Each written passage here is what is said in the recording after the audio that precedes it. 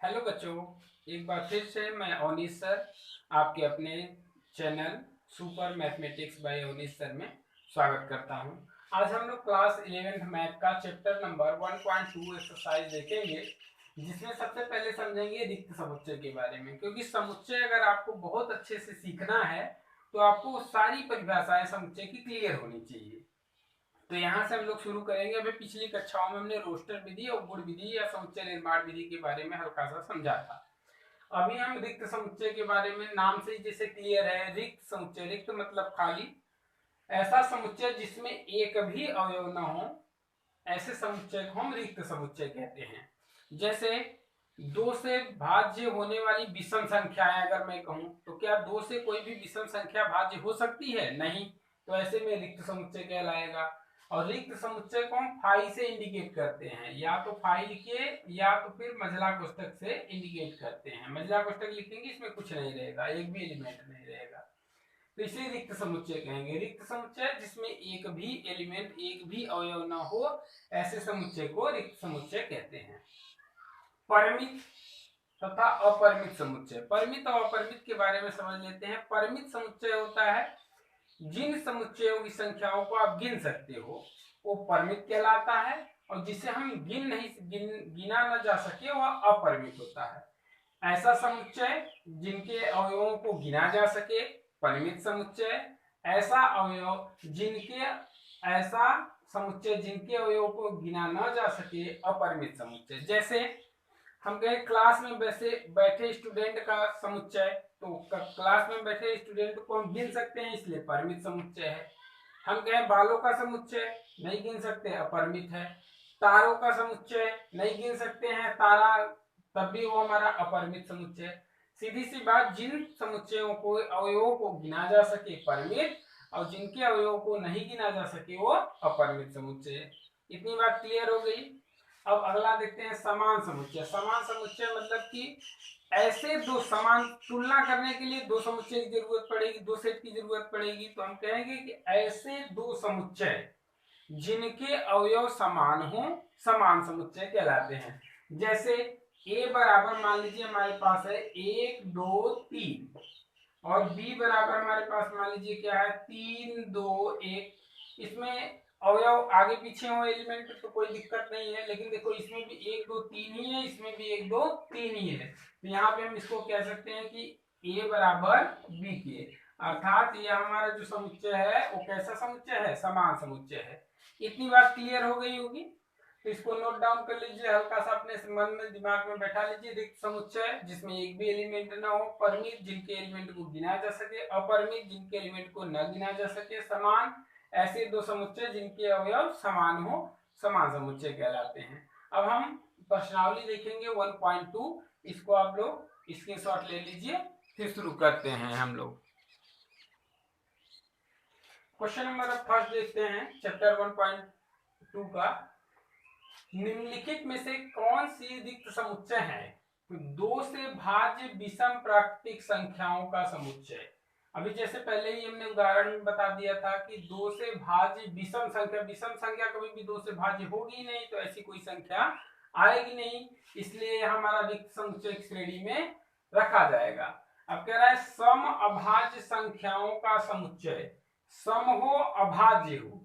तो सम अभाज्य संख्या सिर्फ एक होती है। हमने बताया था बेसिक थ्योरी में कि सम संख्या दो, अभाज्य संख्या दो से स्टार्ट होती है, 2 3 5 7। तो यहाँ से हमारी दो एक ऐसी संख्या है जो सम भी है और अभाज्य भी है, तो इसमें दो एक है, तो यह रिक्त समुच्चय नहीं है, ये एकल समुच्चय की श्रेणी में आएगा, तो यह रिक्त समुच्चय नहीं है। यक्ष संबंधी यक्ष एक प्राकृतिक संख्या है, जहां यक्ष क्या है? प्राकृतिक संख्या है। प्राकृतिक संख्या कहां से होती है? 1 2 3 4 जो गिनने के काम में आती है, प्राकृतिक संख्या होती है। तो प्राकृतिक संख्या क्या दिया था? प्राकृतिक संख्या मेरा सब आ जाएगा, 1 2 3 4 5 6 7 8 9 10, सब जितना गिन सकते हैं। लेकिन आगे कह रहा है कि जो यक्ष की वैल्यू होगी वो 5 से छोटी होनी चाहिए और 7 से बड़ी होनी चाहिए।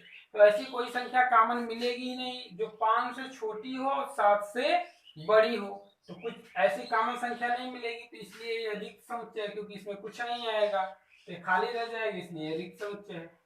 वाई संबंधी वाई किन्हीं भी दो समांतर रेखाओं का उभयनिष्ठ बिंदु है।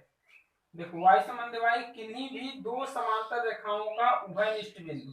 समांतर रेखा कभी भी कहीं भी मिलेगी जब समांतर ही रेखाएं हैं, ये दोनों समांतर रेखाएं सीधी रेखाएं जाएंगी तो इसका कटान बिंदु कहीं नहीं मिलेगा, इसलिए इसका कोई उभयनिष्ठ बिंदु नहीं होगा। अर्थात यह भी हमारा क्या है, रिक्त समुच्चय है, खाली समुच्चय है। ठीक है, तो ये क्वेश्चन नंबर फर्स्ट है, इसको आप नोट डाउन कर सकते हैं, स्क्रीनशॉट ले सकते हैं। अब हम लोग देखेंगे 1.2 का दूसरा क्वेश्चन। इसमें क्या है, निम्नलिखित में से कौन परिमित और कौन अपरिमित है समुच्चय उनको बताना है। जैसा कि हमने डिफिनेशन पहले ही बता चुके हैं कि परिमित का मतलब जिसे गिना जा सके, अपरिमित मतलब जिसे गिना न जा सके। तो वर्ष के महीनों का समुच्चय, वर्ष के महीने गिन सकते हैं इसलिए हमारा परिमित है। ये हमारा कौन सा है, परिमित समुच्चय। अब देखिए यहाँ 1 2 3 डॉट डॉट डॉट करके छोड़ दिया गया, मतलब डॉट डॉट डॉट पता नहीं कहाँ अनंत तक, तो ऐसी संख्याओं को हम नहीं गिन सकते, इसलिए हमारा क्या हो गया, अपरिमित। अब 1 से लेके 100 तक दिया है, बीच में गैप किया है, कोई मतलब नहीं, 1 से लेके 100 तक की गिनती को हम गिन सकते हैं, इसलिए हमारा क्या है, परिमित है। अब ये सब क्वेश्चन एकदम सिंपल से, इसमें कुछ करना है नहीं। 100 से बड़े धन पूर्णांकों के समुच्चय, 100 से बड़े धन पूर्णांक पता नहीं कि कहां तक जा सकता है, तो इसलिए यह भी हमारा क्या है, अपरिमित है, नहीं गिन सकते हैं इसको भी। ठीक है, 99 से छोटे, 99 से छोटे 1 तक आओगे तो 99 से 1 तक तो गिन सकते हो, इसलिए हमारा क्या है, परिमित है। तो यहाँ से सारी चीजें क्लियर हो गई, हमारा परिमित अपरिमित, परिमित अपरिमित, परिमित जिसे गिन सकते हैं परिमित, जिसे नहीं गिन सकते हैं अपरिमित। अब क्वेश्चन नंबर 3 देखेंगे, इसे भी स्क्रीनशॉट लेके आप लोग समझ लीजिए। बार बार मैं फ्यूज करके इसलिए बना रहा हूँ क्योंकि लिखने में जितना टाइम जाएगा तो एमबी बढ़ेगा, वीडियो बढ़ेगा, इसलिए फ्यूज करके आप लोगों के लिए बना रहा हूँ, लिख के फिर आप लोगों को दे रहा हूँ। ठीक है, तो इसे नोट डाउन कीजिए आप लोग। अब हम लोग क्वेश्चन नंबर 3 छोड़ दे रहे हैं क्योंकि क्वेश्चन नंबर 3 में भी परिमित और अपरिमित ही पूछा है और आप लोग आराम से उसको कर लेंगे, कोई दिक्कत नहीं होगी। क्वेश्चन नंबर 4 देखते हैं। 4 में कह रहा है कि निम्नलिखित में से बतलाइए कि a बराबर b है या नहीं है। बराबर मतलब कि समान समुच्चय की बात आ गई। समान समुच्चय में हमने बताया था 2 सेट दिए रहेंगे और जो एलिमेंट a में होंगे वही एलिमेंट b में भी होंगे, तो ऐसे समुच्चय को हम समान समुच्चय कहते हैं। पहला है कि a बराबर a b c d और यहाँ b बराबर दिया डी सी बी ए, तो उल्टा लिखे चाहे सीधा लिखे, एलिमेंट सेम है इसलिए हमारा क्या है, समान समुच्चय की श्रेणी में है, यह समान समुच्चय है। अब दूसरे में देखिए 4 8 12 16, इधर 4 8 16 18 सेम है, नहीं है, तो यह समान समुच्चय की श्रेणी में नहीं है। तीसरा देखिए 2 4 6 8 10 सम संख्या है, 2 से कटने वाली संख्याएं हैं तो सम संख्या है, कहां तक है लेकिन 10 तक। यहाँ कह रहा है कि x संबंधी x सम धन पूर्णांक लेना है, धन लेना है मतलब पॉजिटिव लेना है, सम लेना है मतलब 2 4 6 8 लेना है, लेकिन कहां तक लेना है, यहाँ लिखिए 10 से छोटा या 10 के बराबर तक, नीचे लिखिए पाई लिखा है बराबर तक, तो मतलब सेम है। वो इसका भी लिखने का मतलब कि x की मान लिखना है, सम धन पूर्णांक लिखना है लेकिन 10 तक लिखना है, तो वही लिखेंगे 2 4 6 8 10, तो अर्थात सेम है, इसलिए हमारा समान समुच्चय है। अब यहाँ पे देखिए एक संबंधी एक संख्या 10 का एक गुणज है, 10 का गुणज तो सिंपल मतलब 10 का पहाड़ा पढ़ना है, 10 के 10 10 दूनी 20 10 33, लेकिन ऐसा इसमें है नहीं, इसमें 15 है 25 है, तो यह गुणज नहीं है इसलिए सेम नहीं है, इसलिए हमारा समान समुच्चय की श्रेणी में नहीं आएगा। तो नॉर्मल सी चीजें हैं, ये तो आराम से समझ गए होंगे, इसे नोट डाउन कर लीजिए। फिर क्वेश्चन नंबर 5 देखते हैं। अब आपके सामने क्वेश्चन नंबर 5 है। क्वेश्चन नंबर 5 में क्या निम्नलिखित समुच्चय युग्म समान है, कारण सहित बताइए। समान का मतलब a बराबर b के होना चाहिए, तो यहाँ देखिए a बराबर 2 3 है और b क्या दिया है, x संबंधी एक समीकरण दिया है, x square plus 5x plus 6 बराबर 0 का एक हल है। तो इसको हम सॉल्व करके देखते हैं, अगर इसकी वैल्यू भी हमारी 2 3 आती है तो सिंपल सा कह देंगे कि समान है, अगर नहीं आती है तो कहेंगे नहीं। इसको सिंपल हल करेंगे तो कैसे हल करेंगे, देखिए x square plus 5x plus 6 बराबर 0 है, इसका इधर गुणा करते हैं, गुणनखंड सिंपल जैसे करते हो 10 में, इसका इधर गुणनखंड करोगे 6 का 6, 6 का ऐसा खंड करो कि 5 आ जाए, 3 दूनी 6 3 2 5, यहाँ से x square plus 3x plus 2x plus 6 बराबर 0। तो यहाँ से हमारे पास कितना, अब इन दोनों में क्या कॉमन ले सकते हैं, x कॉमन लेंगे तो x प्लस 3 आ जाएगा, और इन दोनों में हम क्या कॉमन ले लेंगे, प्लस 2 कॉमन ले लेंगे, कितना आ जाएगा, x प्लस 3 आ जाएगा बराबर 0। अब देखिए एक हमारा आ गया x प्लस 3 और एक आ गया x प्लस 2 बराबर 0। अब यहाँ से इसे हम क्या करेंगे, खोल देंगे तो कितना आ जाएगा हमारा, देख लीजिए यहाँ से x की वैल्यू जो आएगी, x बराबर आएगा -3 और यहाँ से x बराबर आएगा -2। तो ये -3 -2 आया है, यहाँ पे 2 और 3 है, तो इसलिए हमारा समीकरण क्या है, ये हमारा समान समुच्चय की श्रेणी में नहीं आएगा। अब यहाँ देखिए a बराबर x संबंध x शब्द फॉलो, हमने बताया कि फॉलो लिखा है मतलब डबल बार लिखने का कोई मतलब नहीं, समुच्चय में सिर्फ एक बार लिखा जाता है। तो अगर इसको हम लिखेंगे तो इसको हम लिखेंगे फाइनली में क्या लिखेंगे, देखिए पहले वाले को a बराबर अगर हम लिखेंगे तो यहाँ लिखेंगे f एक लिखेंगे, o भी एक लिखेंगे, l भी एक लिखेंगे, w भी, और b बराबर भी ऑलरेडी हमारे पास एक एक शब्द दिया है, w है, o है, l है और f है, तो ये दोनों सेम है, f o o l l w w, तो यह समान समुच्चय की श्रेणी में आएगा, यह समान समुच्चय की श्रेणी में नहीं आएगा।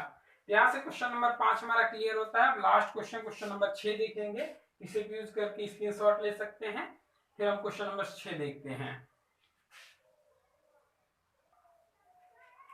क्वेश्चन नंबर 6 देखते हैं। अब यहाँ से क्वेश्चन नंबर 6 है, नीचे दिए हुए समान समुच्चयों में से समान समुच्चयों का चयन करना है। कौन कौन से समान समुच्चय हैं, समान समुच्चय मतलब जिसके एलिमेंट सेम हो।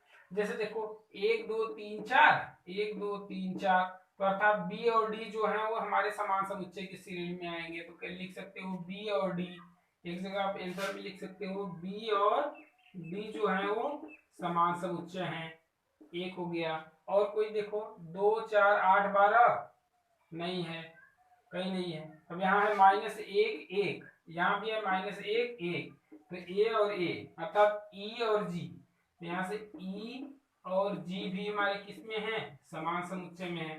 तो यही दो, एक ए और एक ए, ये दोनों समान समुच्चय की श्रेणी में है, बाकी कोई समान समुच्चय की श्रेणी में नहीं है। तो यहाँ पे हम समझ गए कि ये समान समुच्चय हो गए। तो यहाँ से चैप्टर नंबर 1.2 हमारा कंप्लीट होता है। अगर आप लोगों को अच्छा लगा हो वीडियो, इसे लाइक शेयर एंड सब्सक्राइब करें और अपने फ्रेंड सर्किल में भी इसे भेजें, और वीडियो ज़्यादा से ज़्यादा प्रोवाइड कराया जाएगा आप लोगों को। जल्दी से जल्दी आपके सारे सिलेबस को कंप्लीट कराया जाएगा 1 बाय 1 करके। अगर कोई समस्या होती है, कोई दिक्कत होती है, तो इसे कमेंट में आप बता सकते हैं, उसका समाधान किया जाएगा। लेकिन समुच्चय को अगर अच्छे से पढ़ना है तो इसकी थ्योरी को अच्छे से कंप्लीट कीजिए, सारा समुच्चय ऑटोमेटिक आप लोगों को समझ में आ जाएगा। ठीक है, तो इसे सब्सक्राइब करें चैनल को। सुपर मैथमेटिक्स अवनीश सर के नाम से हमारा चैनल है, सुपर मैथमेटिक्स के नाम से, सुपर मैथमेटिक्स।